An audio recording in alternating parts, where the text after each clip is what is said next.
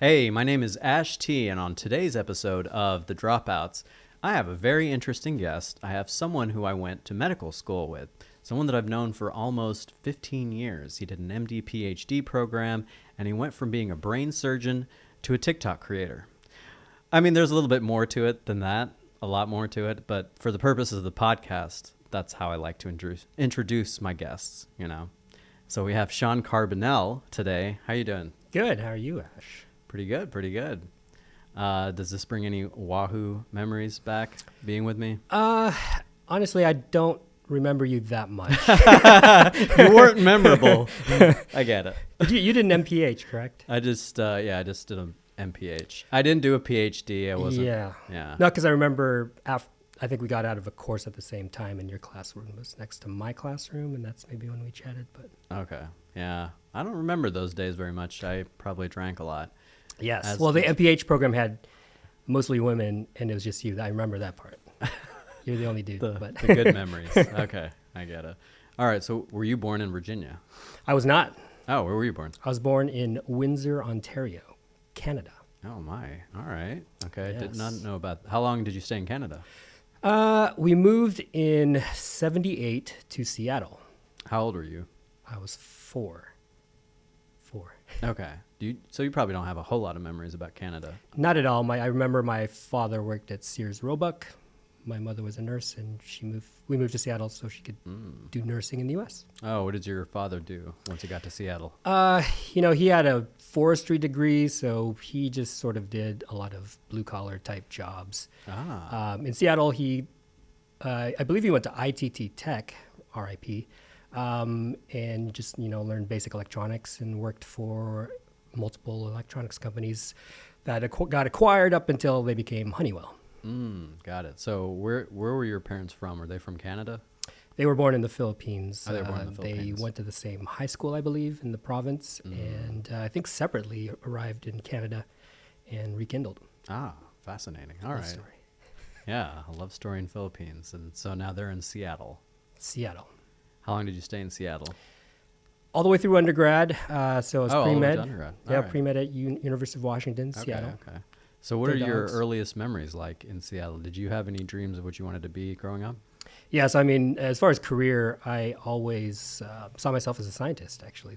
My earliest memory was drawing myself as a scientist. Like at 6 years old, you'd get the chemistry sets? No, not the chemistry. The chemistry didn't interest me as much. Frankly, I think I was afraid of it. But the natural world, living things, biology, I was in the Pacific Northwest. We lived in sort of an undeveloped area north of Seattle. So I'd explore the woods, capture newts, eat huckleberries right off the bush, and catch tadpoles and things like that. So I was fascinated by biology and life. Forestry, like your dad. He knows about trees. We haven't talked much about that, but I mean, I was just interested in biology, I guess. Okay, Yeah. so you have a very strong, I guess, inclination towards science at a young age. Yep. Just naturally growing up in these woods of Seattle. Yep. All right. And I'd forced my dad to take me to all the district libraries because not one single library had all the books I was interested in. So we literally went around the school district and went to all the libraries on the weekends. He'd sit in the car. I'd be sitting in the library just reading things to death. Like, I loved it. Wow, that's fascinating. Whenever my parents took me to the library, they kind of had to force me to read. I just wanted to rent a VHS from the library and watch a movie. Yes. Well, I guess, this was the 80s, so we didn't have that. Really? Yeah. Like, We got our first one in 84, I believe. Ah. So this is even before that. Okay. All right. So you really like science, and you knew from a very early age that you wanted to be a scientist. And did anything change that you thought, maybe I want to try this or this or this, or were you pretty focused on that? I was pretty focused on it. In addition, I was Asian. Still am. Did your parents have did they words about what they wanted you to do? Yeah, being, the Asians have to be doctors, lawyers, etc. So you did have pressure on you as well. Yeah, it didn't happen until really college, honestly. So, I mean, they let me explore. Frankly, I didn't see my parents much because my mom would work nights, my dad would work days. And so I would be running amok in the forest and just, so that's where I, fell in love with forest life. But I do remember, genetics became sort of hot in the late 80s. I remember getting really excited about genetics in 7th grade biology and then telling my mother that I was considering doing a PhD in genetics, and she got angry. Whoa. Why would Yeah. you get angry? That's That's the poster child for an Asian kid, right? Being a PhD in exactly. genetics. I mean, it surprised me because I was like, wow, I'm really enjoying this. Why is she shutting this down? And her explanation was her coworker, who was a nurse, her coworker's brother was a genetics PhD, and he couldn't find a job. Oh, okay. What does that have to do with me? So yeah. so I just stopped talking about it. All right. So did your mom and dad ever say, hey, if you, these conversations only came up during college? So this was middle school actually, and a little bit in high school as well. But I mean, the genetics was, but The genetics was, the yeah. conversations about what you should be in your life really only came up during college, right? yeah, I mean, like I said, I knew I was that really shocked me, her response, and so I basically tried not to talk to her about my interests. What about your dad? Did you ever talk to him about? Not really. My dad didn't really talk much back then. He's much more talkative now, but yeah, we didn't really talk much at all. Okay. So you never wanted to be an actor, a creator, nothing like that when you were young? Fireman, astronaut, nothing? No, that's not true. I remember I love to draw. So I mean, and I remember like my 5th grade teacher nurturing that. She'd seen some of my drawings, and she made me in charge of like the backdrops for a school play, for instance, and that was pretty cool. I did take drama multiple years in junior high, and did pretty well until I got to high school, and I got a B-, and that sort of discouraged me. Plus, the genetics also sort of captured my attention at that point, and girls. But The genetics, wait, explain that. the genetics, from biology. I took more biology and such. So. Oh, gotcha. So did you enjoy genetics because you were making good grades and you kind of shied away from drama and all this other stuff because you didn't make as good grades, or what was? No, I think I did well at all of it, but I A just B- got doesn't sound good, Shawn. yeah, except for that drama. Okay. I remember, we did a scene from Brighton Beach Memoirs, the masturbation scene, and I had done so well in junior high that I felt pressure, and I didn't nail it, so I accepted the B-. You nailed genetics, though. I Yeah. absolutely nailed But it. I actually have seen your art over the years. I feel like it was really good. Was that never a thought in your mind that maybe I could do this for a living? A sketch no. artist. Frankly, I mean, I did it out of pleasure, right? And the things I created, like I did paintings of brains and neurons, and I did a astrocyte for Jim Mandel, our mutual mentor. But it was all just sort of a creative outlet for me because I was so stressed out in med school. Gotcha. Well, I was talking about in high school. I know that in high school. you were Okay. you were drawing in high school, right? Yeah, I was drawing a little bit. Actually, no. I think I'd stopped drawing in high school. At that point, I was fully into my thrash metal guitar phase. Oh, right. You play music too. Yeah. Yeah. So my parents forced me into piano when I was younger. I rebelled in 7th grade, said I wanted to play Metallica, and so they got me a guitar, and I hated the lessons, but I still played the guitar, just learned tablature, which is like an easy notation version that anyone can learn. And yeah. So you didn't enjoy playing guitar in high school? No, I did. I just didn't like the classic. I didn't want to learn notes. I Gotcha. didn't want to learn You wanted to learn notation. I just Metallica. wanted to play Yeah. and thrash and headbang Yeah. with my buddies. You no band formed in high school? Surprisingly not.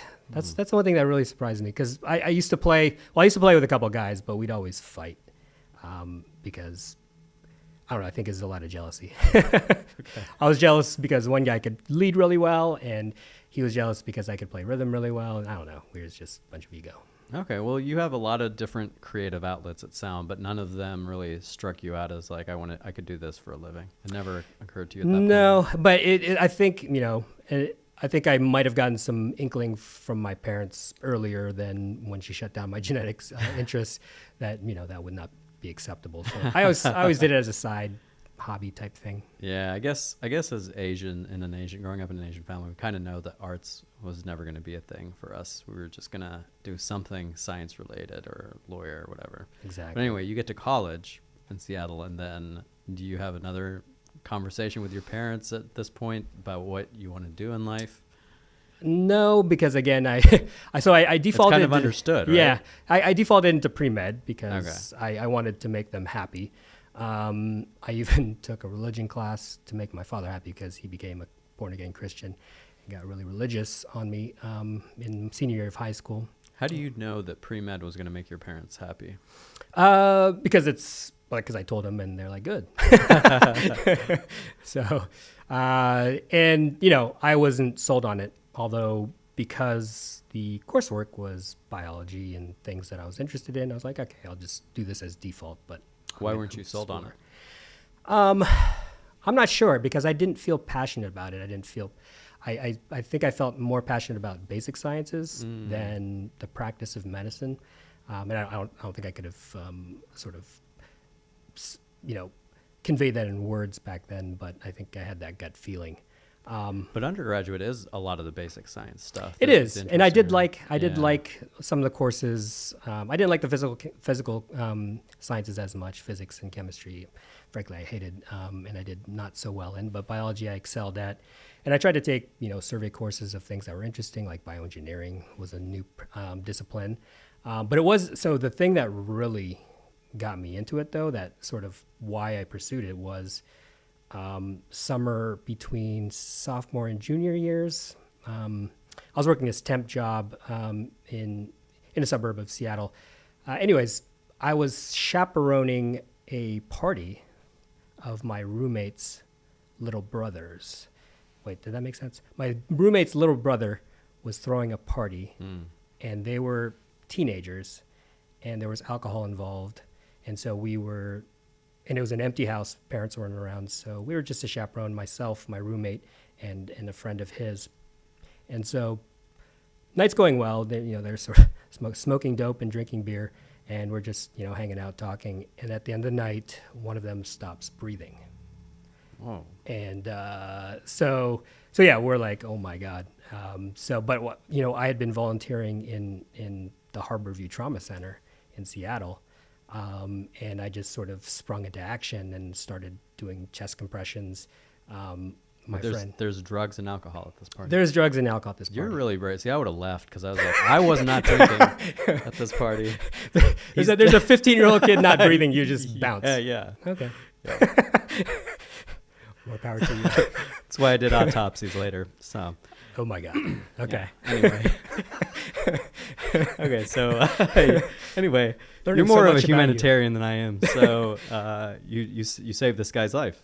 I doubt it, but I went into action. Went to action with my friend Jen. She was doing the rescue breathing. I couldn't find a pulse. I wasn't sure, but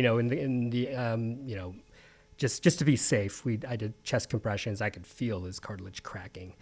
Which was really disturbing. And she was doing rescue breaths, and she wasn't doing it properly. She didn't have the neck up properly, and I kept correcting her and all this stuff. It was pretty hectic. Oh, so you'd had training before? Yeah, even in high school, wow. we had it, and I think I don't know that we had it at university, but we were pretty fresh out of high school. But I was volunteering at the trauma center, so I'd seen it multiple times, and heart massages and stuff like that. So yeah, it was very hectic, but thankfully people called 911. They came within a couple minutes and took over. And happy to report, he did well. We slept in the ER all night, and it was really gratifying to see him awake in the morning. And he didn't say thank you because he's like a tough gangster type kid, but but I was like, damn, this could really work for a career. Wow. And this actually probably gave you fuel for your personal statement for medical school. See, I didn't have a good story like that. That would have been... I did use it. Yeah. It sounds like a personal statement kind of a story. For sure. So how old were you again when you did that? I was 20. All right, you're 20. So you're like, all right, I think this doctor thing will be fun. I don't have to just be a basic scientist. Or maybe I can be both. Is that what you decided? Not at that point. So my mentors are who inspired me to do the PhD as well. Okay, so did you just applied to MD programs at that point? Yeah, so I failed one. I failed getting in the first time. I did too. Yeah. So, by that point, I had done 2 years of research in the neurosurgery department. I did really well, had two first author papers Seattle. In Seattle, UW. While you were 20. So you Yep. were, okay. I was working with Shawn Grady, one of the professors at University of Washington. Still mentor, still work with him today. And yeah, he just took me under his wing and really inspired me. And he wished he did the PhD, and so that's why I considered it. But I tried applying the first year, having not studied for the MCAT, like at all. Yeah, same. I got like a 23 the first time. 23? Oh, good. I got a 27. Oh, wow. But I did get 2 interviews. I got UW and I got Duke, which was surprising to me. The first time you applied? First time I applied with my 27. Duke's amazing. And a 3.7 GPA. The cool thing about Duke is they don't really care about your numbers. They look at everything else. Interesting. At least back then they did. Must have not had anything going for you then. Yeah. Yeah. All right. Okay, so you didn't get in the first time, and then what did you do after that?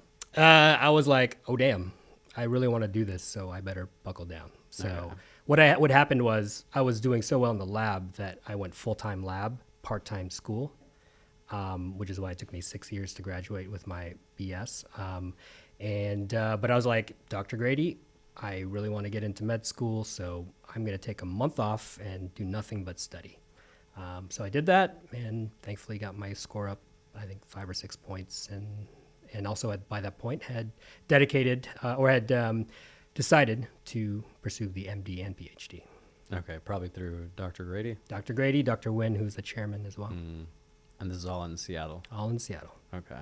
So you get into a very prestigious MD PhD program at University of Virginia. You probably got multiple acceptances to places? I did. I was very fortunate but I accepted UVA early because I just loved the people. I loved the program, and I fell in love with the town, frankly. I didn't think I would. I wasn't planning on liking that place, but I went to go party with a friend that I had there, because they paid for your interview and everything. They paid for travel. And I ended up loving it. And so I got an offer early, and then I told them I was thinking about some other programs. So they offered me another scholarship on top of the other scholarship. And so I was like, all right, they really want me. And so I basically stopped talking to all the other programs, and I committed. Okay, that's interesting. See, I went into it thinking I would love the program, and then I hated it. So it's completely opposite for me. So MD, PhD program's 8 years, 4 years of med school, 4 years of PhD.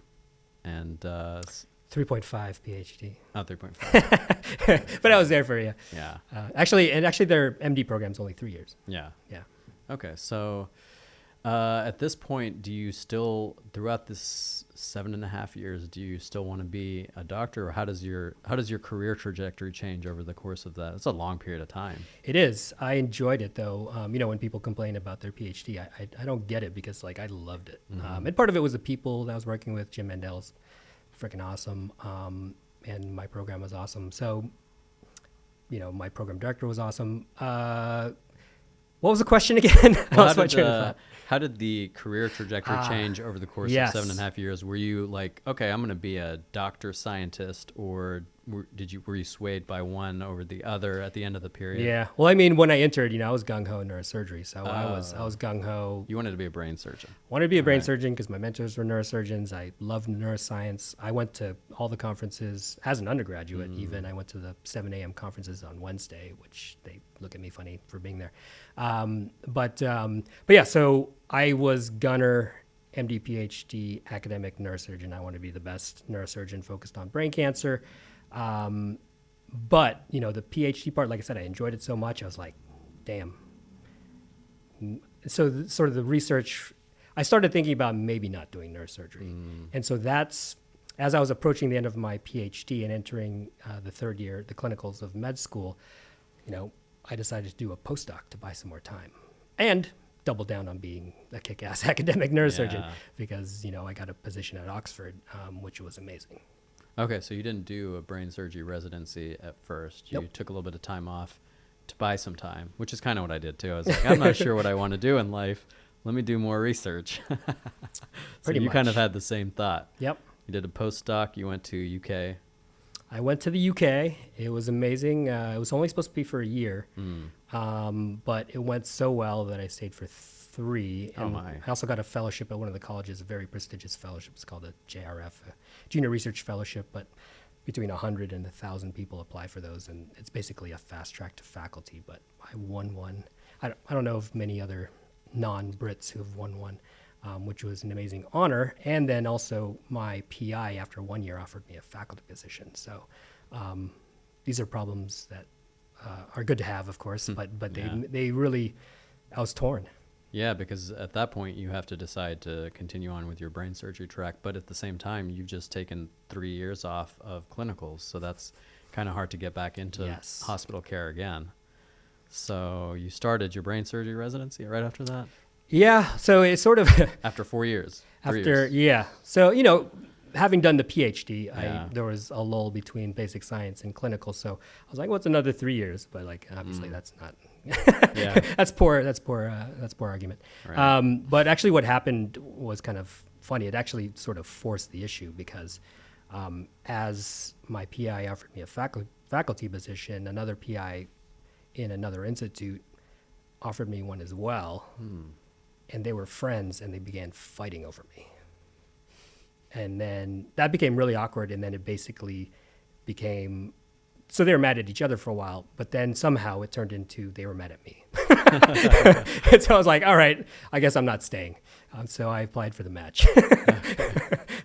So that sort of made up my decision, my mind Good. for myself. That's good.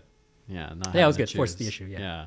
And then where did you end up for brain surgery residency? Brain surgery residency. I had my heart set on New York, and I ended up at my third choice, which was Cedars-Sinai Okay.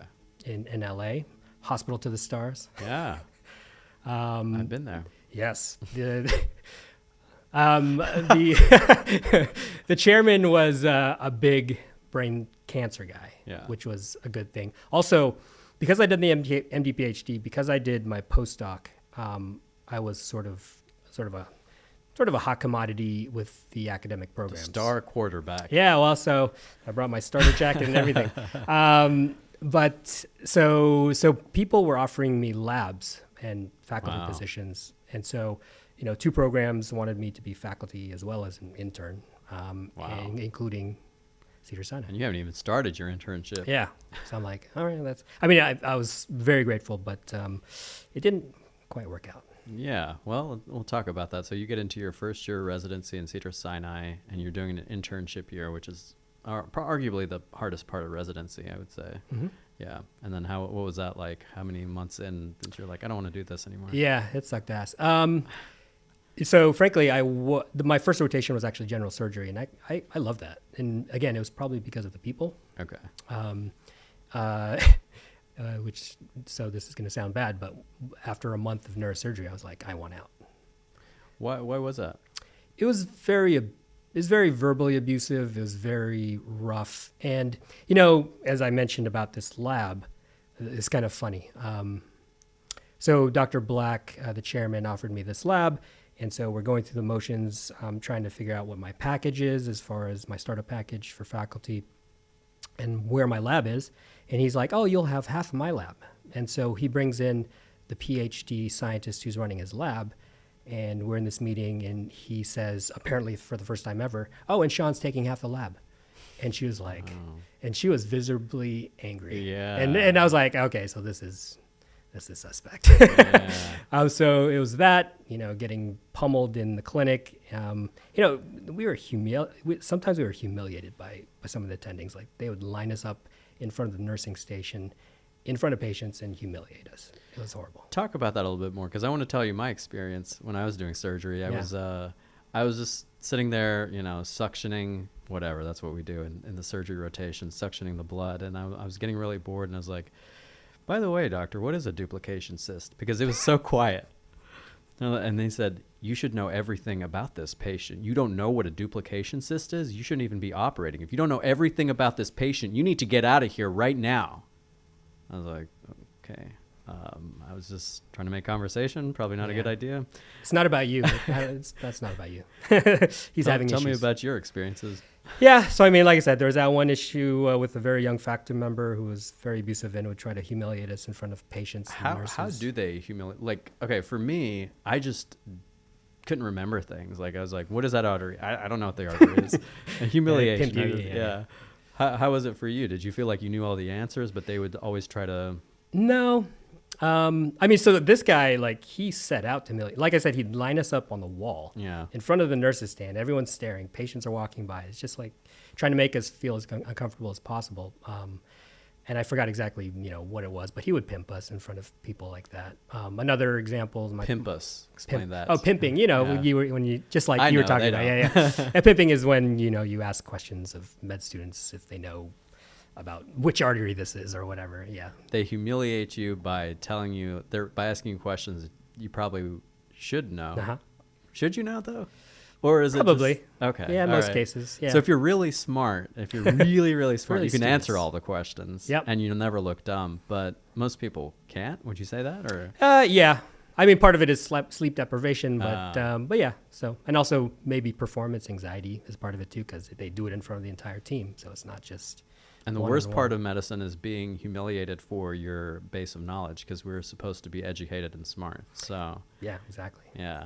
Identity crisis. Yeah. And then I can also remember the first time I operated with one of the neurosurgeons. I hadn't been in the OR that much because of the postdoc. And I had the Fraser suction. So I was suctioning a clot off a patient's cortex, their brain.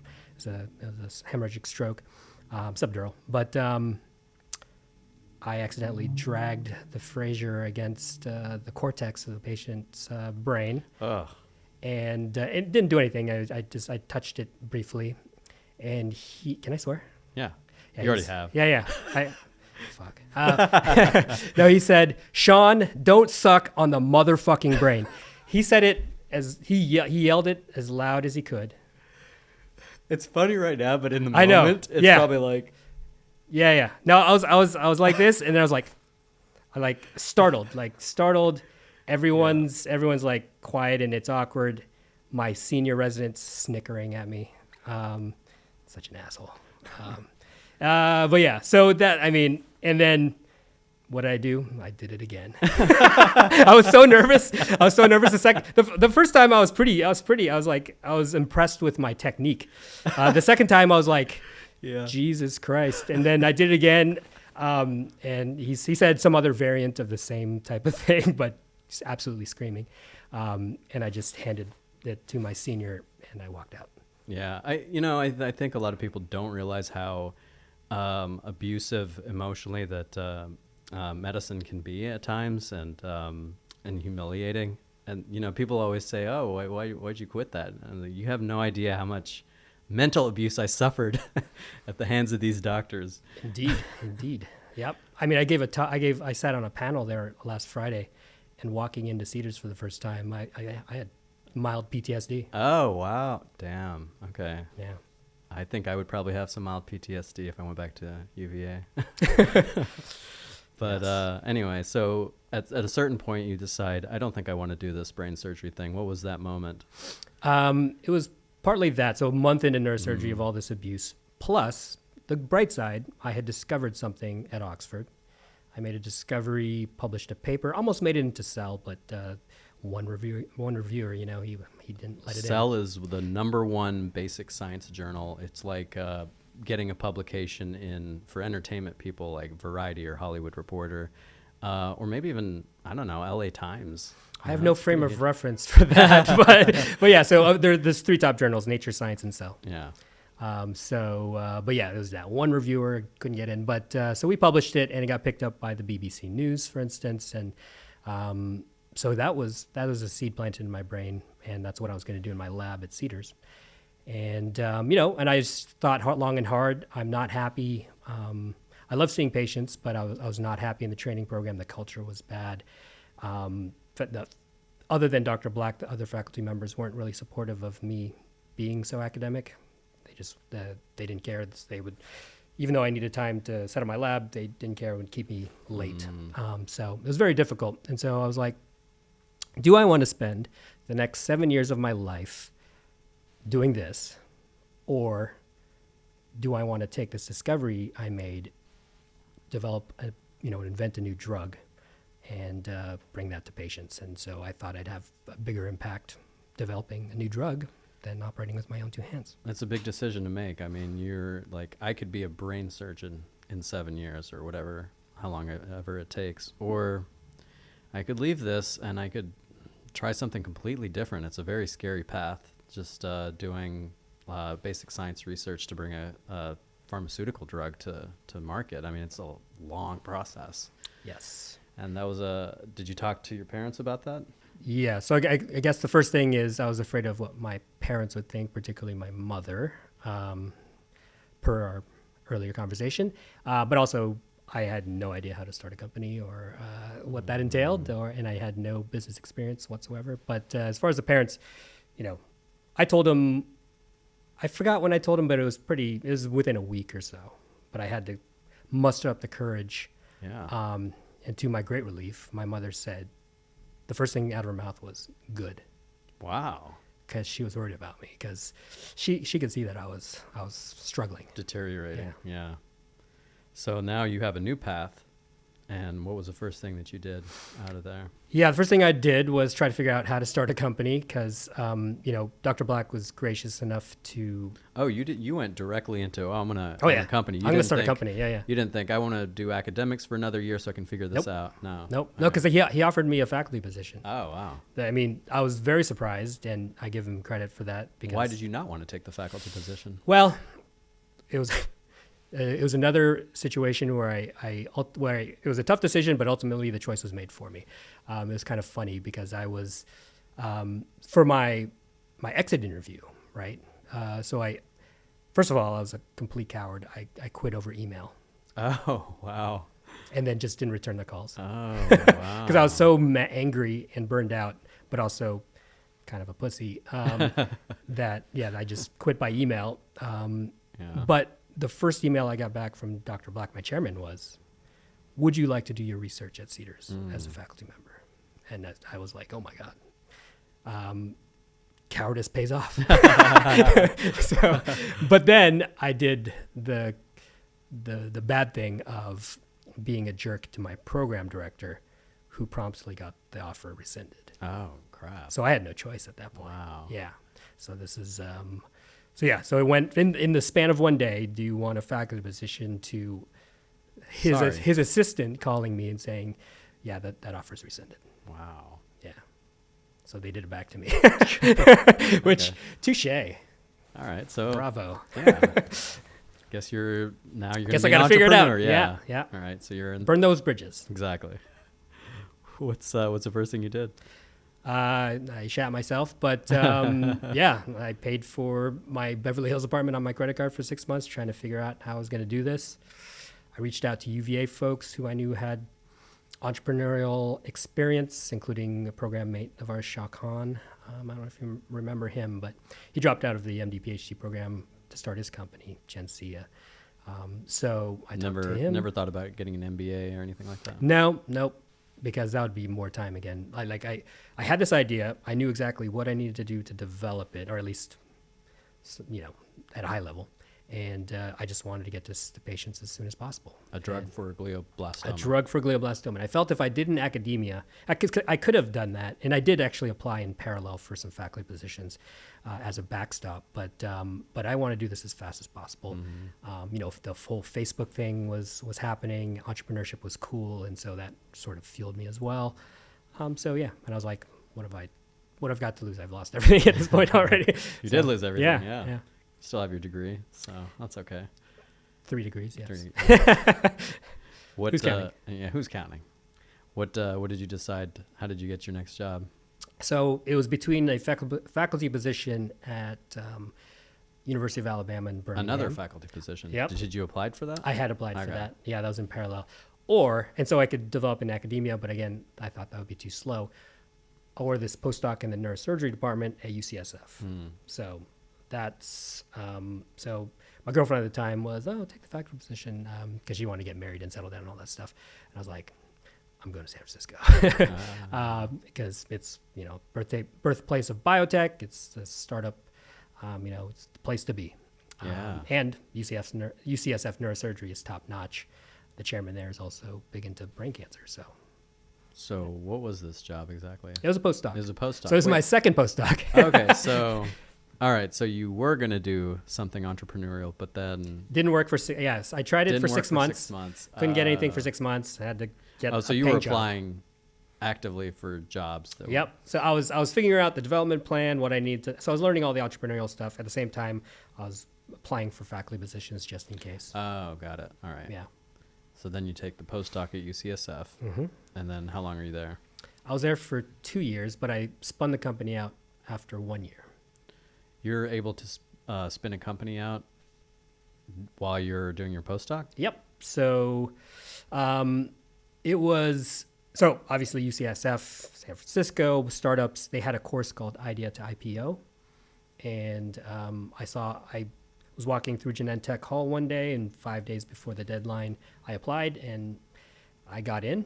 And you got into what? I got into this course. It was like an entrepreneurship course for postdocs and faculty members with ideas for a product. Got it. For human health. Yeah. And so I got in. I made the cut. I'm pretty sure everyone made the cut, but but at the first pitch day, they could only bring forward 8 ideas for the course, and mine was one of them, so I was selected. So we're off to the races. And then what does that give you by being one of those people?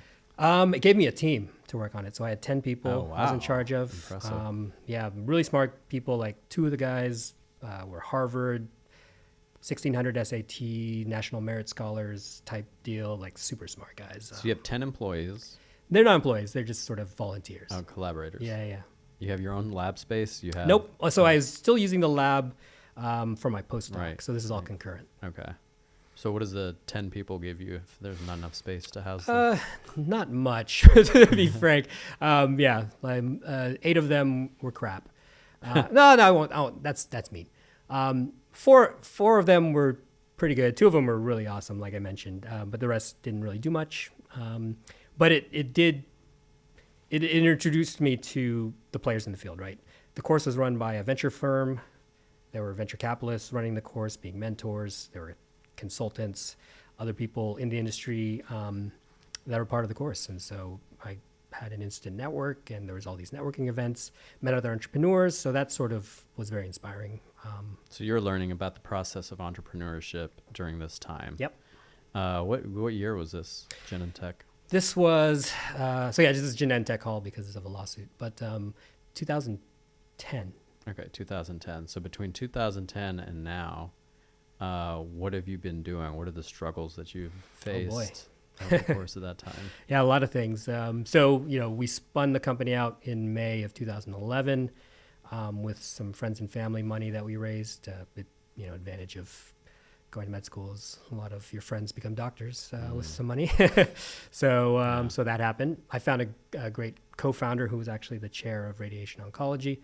She was the vice chair at that time, but she later became the chair. And frankly, she had a rich uncle.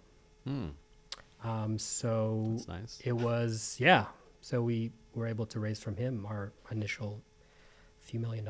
And this is your original idea that you had from Genentech. Oxford. And this is the same thing as your anti-cancer drug right now? Is it the same? Yep. Oh, wow. So, okay. So this has been in the process for like 10 years. Yes. Yeah.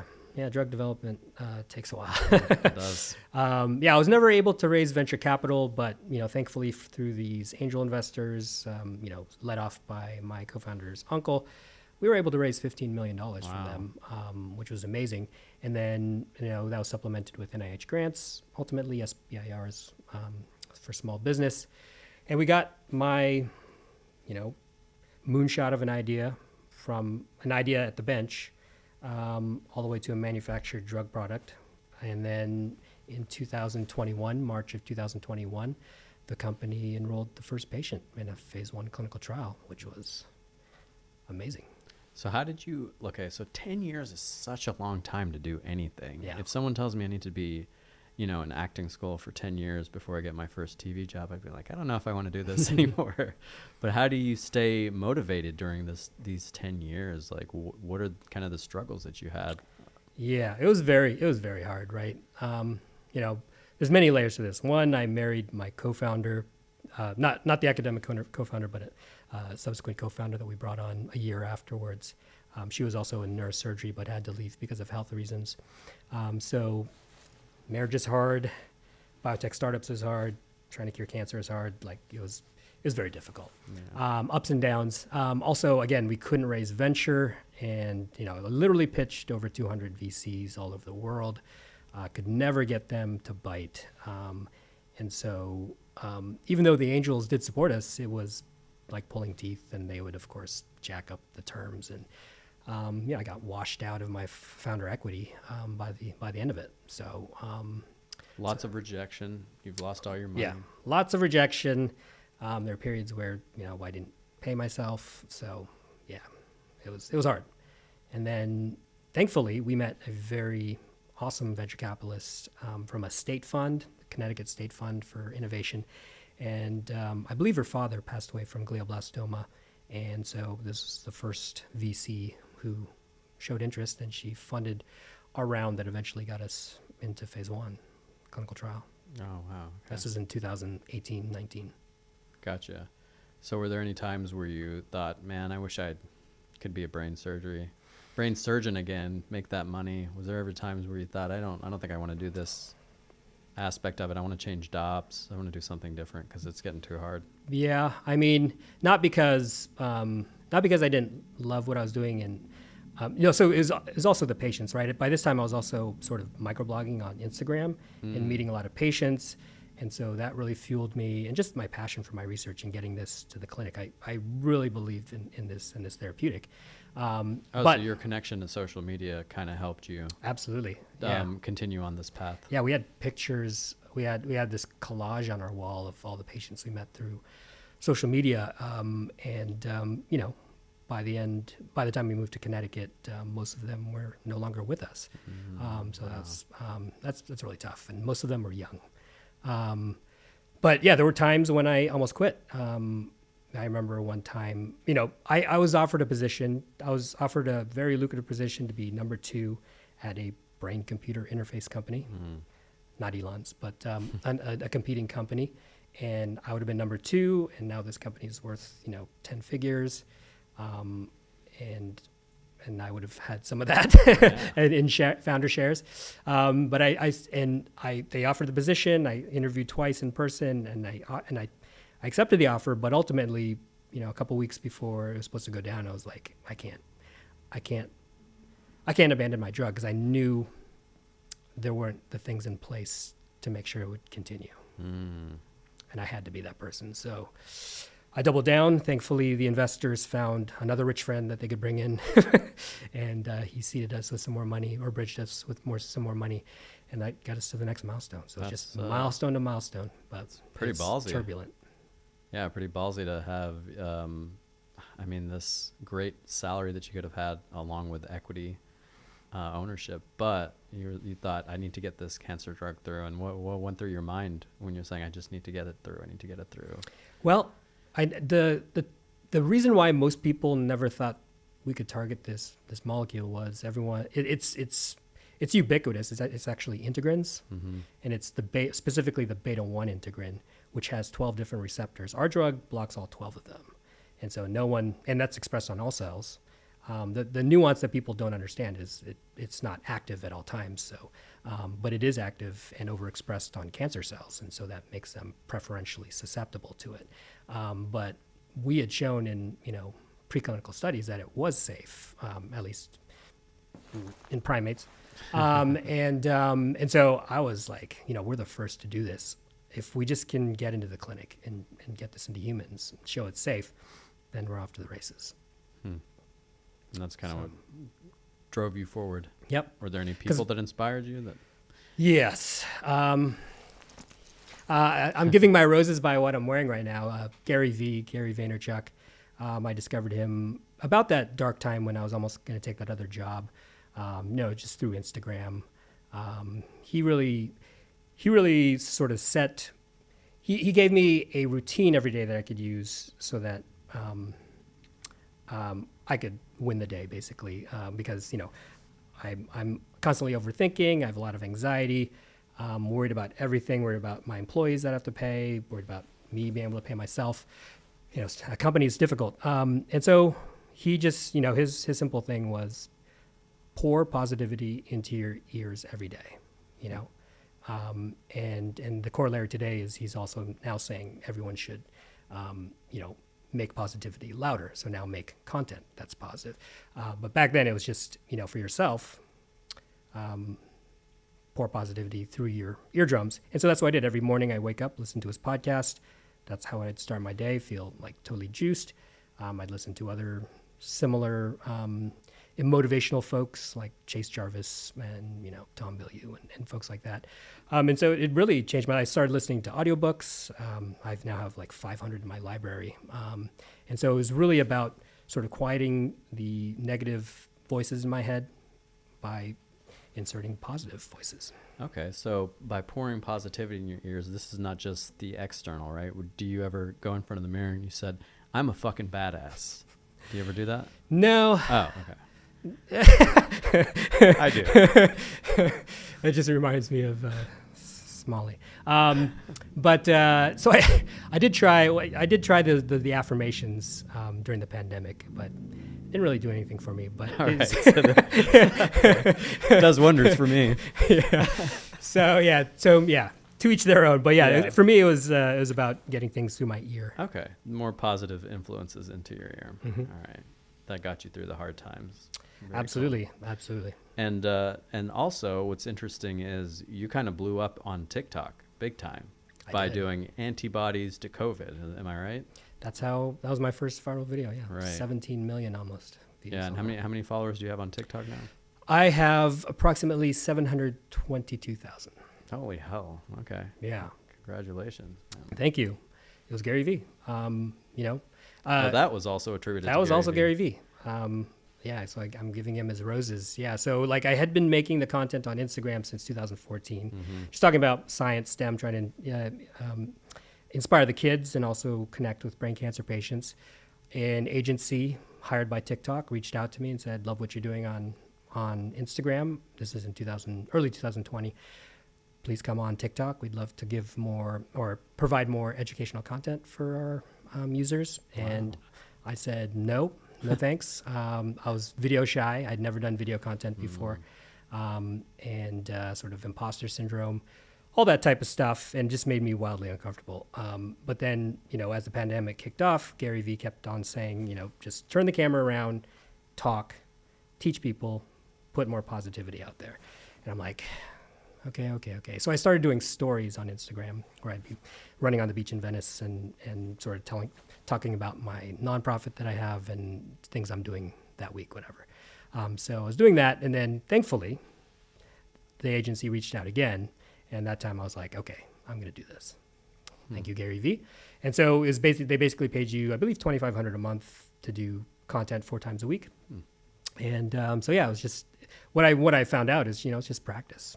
The first several videos were very crappy, and eventually I sort of learned the craft and being part of this program as well. We did office hours, so I learned from other creators, some very big, and I started learning, Premiere and Premiere Rush, and it became a really fun creative outlet. Another one that I didn't know I had, and so it just sort of blew up.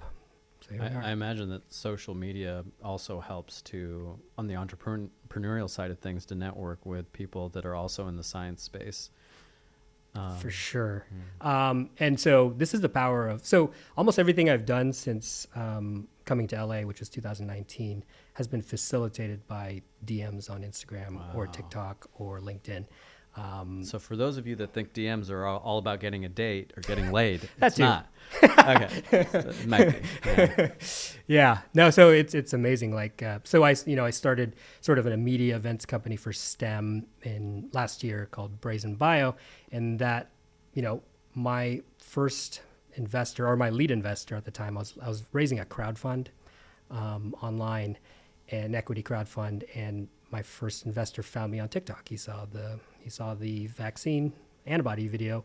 5 days later, he wired me $25,000. Oh my God. Yeah. It's real, man. Yeah. Did you ever hear from other, you know how doctors are, they're very sarcastic and they're like, oh, you're a TikTok creator now. Did you ever hear that? No, I never did. But I mean, okay. I'm not working near many doctors these days, because all the other content creators I knew were doctors. So they're doing it too. Yeah. Yes, I wasn't that worried about that. And that's another sort of Gary Vee-ism is, everyone sucks at something too. I mean, like, it doesn't bother me. Like, what does it have to do with me? Like, that's their problem. Yeah. All right. Well, very fascinating history that you've given us. Do you have any words of advice for somebody that is thinking that they really don't like their job and they want to try something different? What's the first step? But they don't want to because they're very comfortable with the life that they have and the money and the obligations that they have. How do they get started? Yeah. So I guess Google, YouTube, like start digging into the resources that are free on this thing called the internet to learn more about what is possible, what you could potentially do. Cold DM people. Cold DMs are a thing. I mean, even, my mentor, Sean Grady, back in 95, it was a cold email. And that was like when email first came out. Yeah. So I've been on that game for a while. But also, now Chase Jarvis said this, and this is going to be in his new book, but I also quoted it in an article I wrote recently for Gen Biotech about my story, that success is a low bar. We really should be aiming for fulfillment. And so, yeah, if you're thinking it, then it's probably true. And yeah, just you should probably do something about it. All right. Any other words of advice that you want to give people? Any thoughts of inspiration? Thoughts of inspiration? Or any words of wisdom you want to share?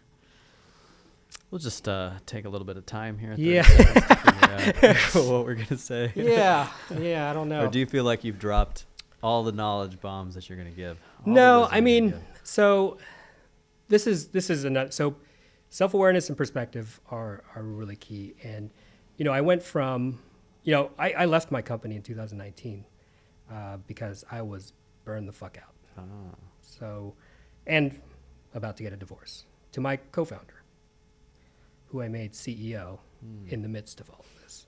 Because I knew she was the best person for the job. I was already sort of thinking about leaving because I was burned out, and I was already grooming her to become CEO. So it just sort of accelerated things.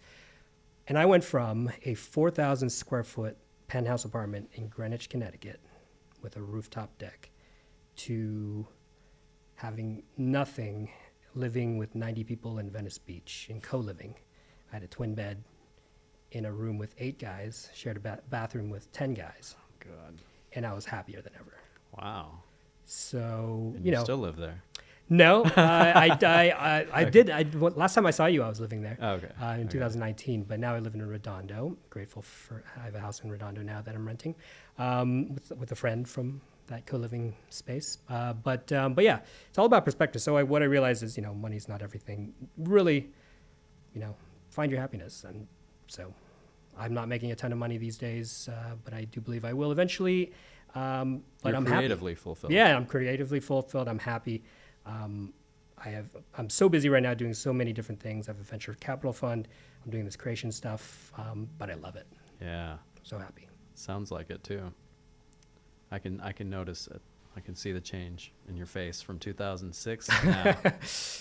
Yes. You're happy. I also lost 20 pounds, but yeah. Yeah.